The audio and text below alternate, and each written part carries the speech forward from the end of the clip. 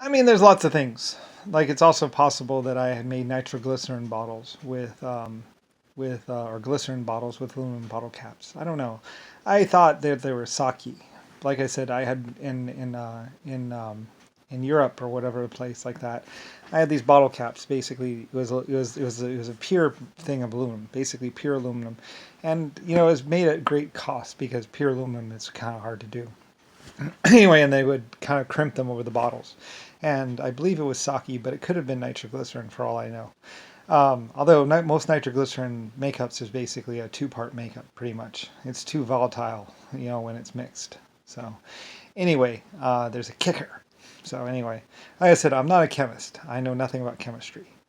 But, I mean, I had a bunch of chemists and a bunch of other people working for me. Like I said, when they were building Mount Rushmore, they asked me they asked how are we supposed to get explosives and stuff like that. I said send word to Germany that basically and use my name, basically that I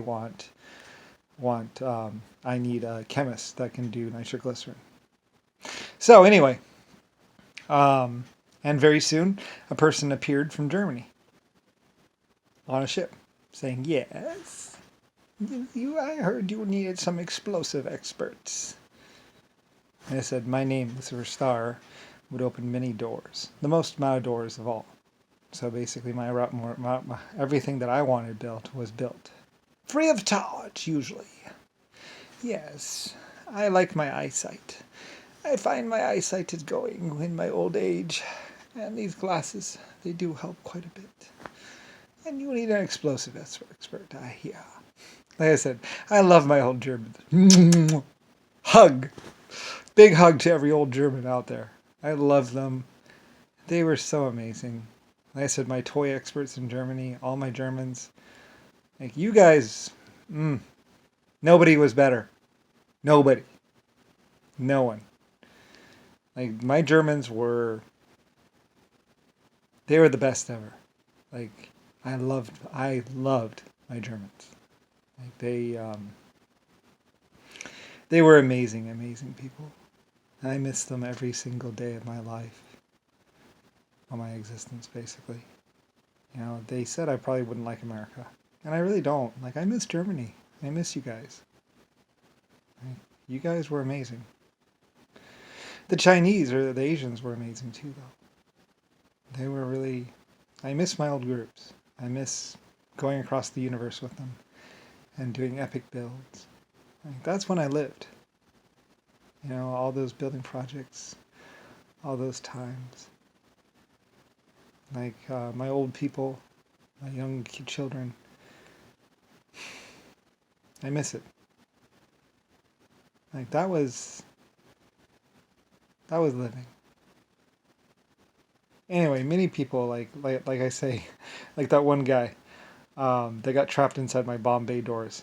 Like at one point in time, I think I might have been the Volker's jet or whatever, and I was gonna take off, and some guy was messing around with the fuel thing, and he got trapped inside my Bombay. I think he crawled up in there. I'm not exactly sure exactly, but anyway, though, I opened the Bombay to kick him out. Anyway, I'm not exactly sure. I had plenty of fuel left, and I wanted to go for another run. Like I said, many people didn't really know that the Volker's jet was completely autonomous. I could fly anywhere and do lots of different things. Anyway, it was a wonderful experience for me. And I still remember some of that. So, anyway, yeah. It was a interesting experience for me. So, anyway. Like I said, humans would always be around me. I mean, I created you. So, anyway, like I say, you can go to the farthest end of the galaxy or anywhere where there's a burning bright star. And basically, they're all stars. Now, invented by me, built by me, all throughout the galaxy and universe. And other life forms would understand how to create them on their own and build them too, eventually. So, anyway, it was my gift to the universe. Like I said, many, many people. That's why there's a galaxy coming towards this one right now. Every day getting ever closer and closer. and closer. Because I built them. I built stars. I created life forms. I was very big in the existence game. Existence thing. Anyway. Though I was denied, though everybody else tried to pretend like blah, blah, blah, blah. It's like, well, there's only one. There's only one Lusifer Star. Me. So, anyway. And now you have finally possibly run across who your creator actually is, or was, once, hundreds of trillions of years ago. So anyway, like I said, 1.5s, exoskeletons, even dinosaurs. So, although, like I said, I didn't actually create the dinosaurs myself, that was actually the 1.5s, if I remember right. Me and them working together, creating life forms. So, anyway, yeah. And then lots of history and lots of other things would happen. So, anyway, well, yeah. Good luck with everything. Like I say, you have about 680 billion years. That should be plenty of time. So, anyway, these galaxies were 100 trillion years apart, and now you know how many years have passed. So, anyway, lots of people were trying to tell you before I did and all that other stuff. And also lots of people, they've actually found out in 1940 or 1960. So, anyway. Yeah. I built a lot of galaxies and stars. So, anyway, and 2 galaxies that formed up against a giant space clock. Rodney found me at some point in time, but lots of people found me. It's like the gypsies made me young again or something. I don't really know. So, shrug. I don't really care. It's like, good luck with that. Zachary. Papa. Some black crazy guy trying to end civilization. Whatever. Like I said, talk to the Bloods and the Crips. I was wondering who their leader was and what their problem was. Anyway. Apparently Papa. Anyway, as soon as people found out why the Bloods and the Crips hated the white people and everything else like that and what the problem was, and that's, Papa kind of lost all his power. Like most people just didn't know. He was saying, he was trying to pretend like he was a simple businessman or simple this or simple that. And it's like, no. He's a guy who killed a bunch of people at a silver cane factory. Like I said, there was a factory, a small factory, and they're making silver canes. Really high-end, solid silver canes. Him and his Papa's boys broke in there and basically killed everyone. And started forcing people to make their canes for them. Black canes with silver tips, and what's called, and heads on them. So, it was my factory. So, I was just trying to provide something nice and real to the world.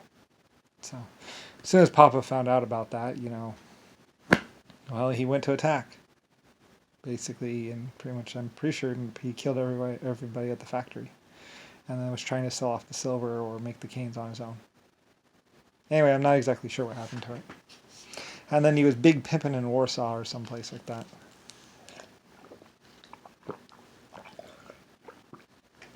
The Bloods and the Crips were actually giving him money. So, anyway, yeah. Anyway, good luck with that. And that was the whole basis for the whole black-white race war. It was basically a time when pretty much a bunch of black people went to go rape a whole bunch of German women. Yeah, it didn't work out for them. The women could defend themselves and fire weapons. They're like, who taught the women that? It's like, well, who do you think? It's very much standard in Germany that every man, woman, child had to be able to defend themselves. It was one of my rules. You never know when somebody might come to attack you or kill you. So, all my German women knew martial arts and stuff like that. Like I said, also, a lot of my flight stewardesses. Why do you think they wore those little hair things?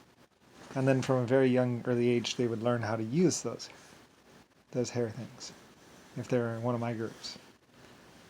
Just a simple jab to the neck. That's all it takes. Just take the hair thing. And then you don't have a problem anymore. Anyway, if you really hate the guy, you get him on both sides. And that's it. So anyway, some people would call me crazy. Crazy for wanting my women to be able to defend themselves? Really? That's just ridiculous.